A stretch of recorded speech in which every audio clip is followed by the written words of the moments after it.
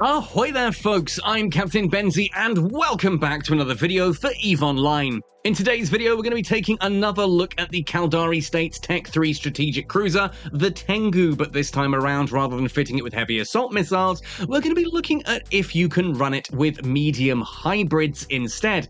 As I mentioned, a lot of people have asked for this one. It is a heavily requested video. Can you run the Tengu using medium hybrids? And well, we'll answer that in just a moment.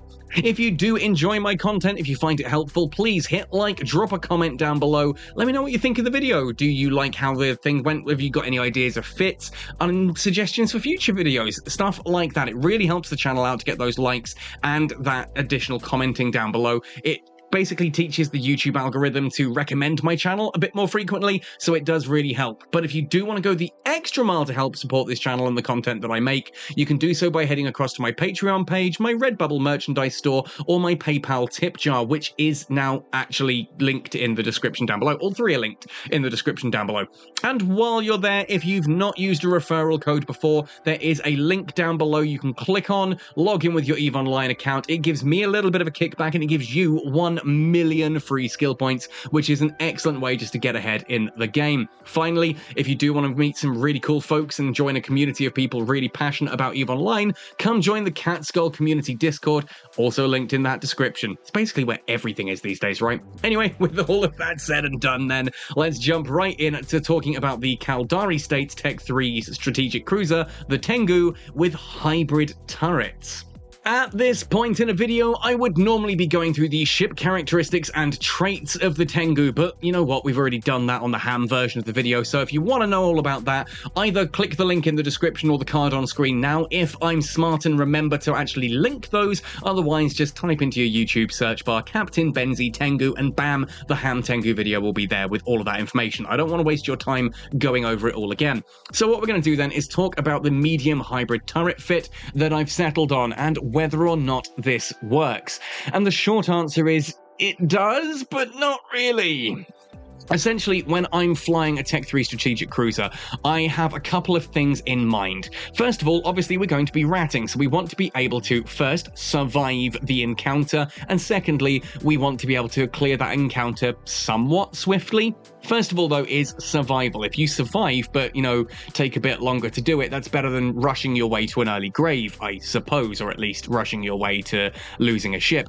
However, when it comes down to the survival side of things, there are a couple of points that need to be considered. First of all, obviously, incoming damage is a thing. You can either just straight up tank that damage, or you can go in and try and mitigate some of that damage. So here with the Tengu, we are going for a shield fit because it's very much a shield tank ship, but it is fairly small and fast moving, so you can also somewhat signature tank to reduce the incoming damage that way. So both of those are viable. Then we also need to account for neutralization. Energy neutralization is pretty strong in C3 combat sites. There are a lot of these sites that have a lot of newts hitting you and can really destabilize your capacitor if you're not careful. The most common of these probably is the Awakened Upholder, a ship that likes to orbit at 30 kilometers and give a decent amount of neutralization. This means that range is also a consideration when running these fits. I need to be able to shoot a target that is sitting at 30 kilometers away, webbing me and neuting me, and take it out quickly.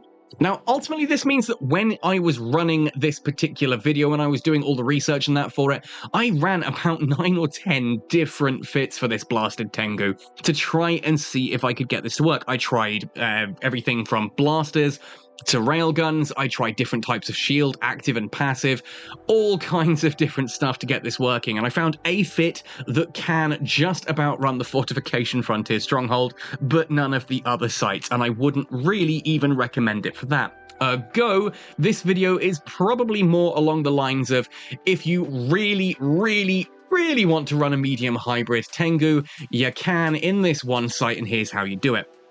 If you really want to run a Tengu, I strongly recommend using hams. That is a completely viable system that works really well. And if you really want to run medium hybrids, well, then you can certainly do that with something like the Deimos or the Eagle, if you're into heavy assault cruisers, or if you want a T3C, check out the Proteus. I have got a video coming soon on the Proteus using medium hybrid turrets, and that actually surprised me. Anyway, so I tried blasters. Blasters didn't work because I couldn't get the range required required in order to actually handle those sleepless upholders. The range issues with those isn't great because the Tengu gets bonuses courtesy of the weapon system we're going to be using here, the Tengu offensive subsystem, magnetic infusion basin. It gets bonuses to optimal range, and that doesn't really help. Even though it's 100% optimal range, when you're looking at blasters, it's not enough to actually affect that enough. It's the fall off that you kind of need to get good range out of blasters. Even when I fit null ammunition, the blasters just weren't hitting out enough damage at 30 kilometers. They weren't viable. Now, don't get me wrong, 25% bonus to medium hybrid turret damage at full training is really nice, and 100% optimal range is also really nice, just not for blasters. That's very much a railgun type of skill line there. So that's kind of what we're going to be looking at. I tried the blasters. They didn't have the range required. That means we have to look at railguns. Now, I could go for the 250mm Railgun IIs. I found that those had major tracking issues. Nothing I could do could get to actually hit the stuff that was orbiting close, especially the frigates. Brilliant against the awakened upholders and the battleships, but everything else really, really struggled. It was also an absolute pig to get those in with the power grid requirements on this ship. I dropped down to 200mm Railgun IIs. You can see here, using Caldari Navy antimatter charge mediums, we have optimal out to 27 and fall off to 40 kilometers. That's at 452.6 DPS. And I know what you're saying, Benzi, that seems a lot lower than the other Tech 3 strategic cruisers, and it is. And unfortunately, I can't even say that this is like the Munin Heavy Assault Cruiser, that, the DPS looks low, but it applies 100% of it, whereas something else with 700 DPS might only actually be applying 400 of it. No, this doesn't even apply all of that particularly well against most targets, and that's going to be a problem, right? But this is honestly the best that I could get working. The good thing, though, is that Caldari Navy antimatter charge, having fall off to 40 means we can just keep the antimatter in there, and it will do really quite well against pretty much everything in sight. In fact, the only issue that has is when we're going up against frigates, where the tracking does become a slight issue, and we'll talk about that in a moment. As such, we can swap to Javelin M. Javelin M is a little bit shorter fall-off, still got decent optimal, but it doesn't matter at that point because most of those frigates are orbiting around 6 to 7 kilometers. They do give a slight increase to DPS, 459 up from 455 or whatever it was. It's like 4 DPS more. It's not huge, but that tracking bonus from the Javelin M ammunition is absolutely necessary. And you might be thinking, well, hang on, Benzi, surely you could just add more tracking to the ship in general. I mean, looking at this fit here, you can see the only actual tracking upgrades I've got is a tracking computer 2, using a tracking speed script, of course. And you would be right that, yeah, I could add a web of fire or a target painter. If you've got one module, when I ran the tests here, a target painter, I still wasn't hitting the frigates. Webs, I still wasn't hitting the frigates. Tracking computer, that worked. That is the one module we've gone for. And why not add more? Well, we'll talk about that as we go. Before we come off the high slots, though, the other two are utilities, Covert Ops Cloaking Device 2 and a Sisters Expanded Probe Launcher. Expanded Probe Launcher because screw it, if we're getting 100% CPU reduction, we may as well go for the full thing, right? With bonuses to both combat and core scanning. Very, very nice, courtesy of the fact that we're using the Covert Ops version of the defensive subsystem, hence also the Covert Ops Cloaking Device 2. Obviously, if you're running this from a wormholing corp that happens to have your own sort of static, or you've got friends nearby, that kind of thing, where the Covert Ops Cloak isn't as necessary, you can swap that for a different defensive subsystem and get a bit more tank out of it, because obviously this has a decent bit of tank, but also the Covert Ops functionality, whereas the other one, you don't get that 5 meter cubed, that 5 meters signature radius increase, and also you get better bonuses to your shield boosters and things like that. But hey, we're getting ahead of ourselves. Tracking. The reason I haven't got additional tracking modules in the mids, like another web or a painter, is because dropping any one of these modules otherwise causes issues. We're shield tanking, so we do need a shield booster. I've gone for a large shield booster because we've got the power grid to cram that in there quite comfortably, and it does give us a very nice 124.6 HP per second when that's running. Because it's a shield tank, we do need to get some capacitor stability. We'll come back to that, though. For the rest of the shield tank, EM Shield Hardener II and a Multispectrum Shield Hardener II. You'll see the the electromagnetic resistance is a little bit lower than I'd like, 63%, 65 on explosive, 69 on kinetic, and 72 on thermal. These are not quite as high as I would like, but it's kind of the best you can get with what is available. Obviously, you could bling this out a bit if you wanted and push those up, but then you're getting a more expensive ship. And again, if you really want to run this, just keep it cheap. It's not a great ship overall. Being shield tank as well, we do, of course, have Capacitor that needs to be taken into consideration, as along with the fact that we are going to have heavy neutralization in these combat sites. A Thukker, however you want to pronounce it, large cap battery and a cap recharger too give us a nice delta here of 29.9 gigajoules per second. That is also courtesy of 2 rigs. I'm running a medium capacitor control circuit 2 and a medium semiconductor memory cell 2. Those, you kind of need this. You kind of need as much capacitance as you can. So basically, looking at those mid slots, if you wanted to put a web or a target painter, what are you going to lose? Because if you lose the Thukker cap battery, oh no, down goes your capacitor. If you lose the cap recharger, you are in the danger zone of capacitance. This is probably the closest thing you could get to actually dropping a module for some more tracking, but the newts are going to get you in most of those sites. In fact, the final wave of the Fortification Frontier Stronghold is going to cap you out if you're not really quick at taking out the first upholder, because that battleship is doing 12 gigajoules. I don't know, in fact 12 gigajoules, that's already enough to cap you out, just the battleship. So that's a big worry. So we're not really going to do that, right? Then what, do we lose an EM Shield Hardener and just drop our, shield resistance down to 30% there? Do we take off the Multispectrum and again have really low resistances across the board? No, it's not enough to survive. We cannot swap out any of those mid slots. Even the 10 meganewton Afterburner is there for survivability, to keep our signature tanking, keep traversal velocity in that up against your target, so you're taking as little damage as possible. Swapping any of those out causes bigger problems than just getting a few misses and having really bad application against frigates. So what about the low slots? We've got magnetic field stabilizers, right? Well, if you could drop a magnetic field stabilizer for a tracking enhancer, that's going to help you hit. And yeah, it does. It genuinely does. With Javelin M and a tracking enhancer in the lows, you do actually hit all the frigates really quite comfortably. You're hitting them frequently. You don't get very many misses at all. It works. It fixes that issue.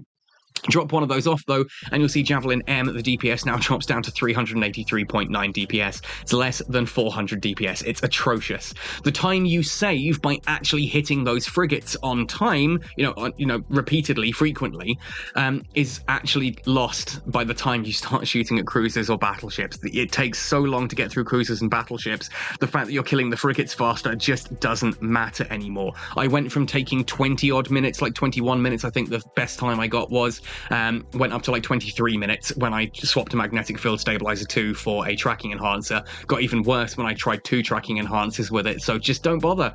You have to accept those frigates. You're going to miss them. You're going to miss. You're going to miss. You're going to miss. You're going to miss. And then boom, suddenly you're going to hit and deal a decent whack of damage to it. And that's just how this ship flies. As I said, this is a viable option. It's not necessarily a good option.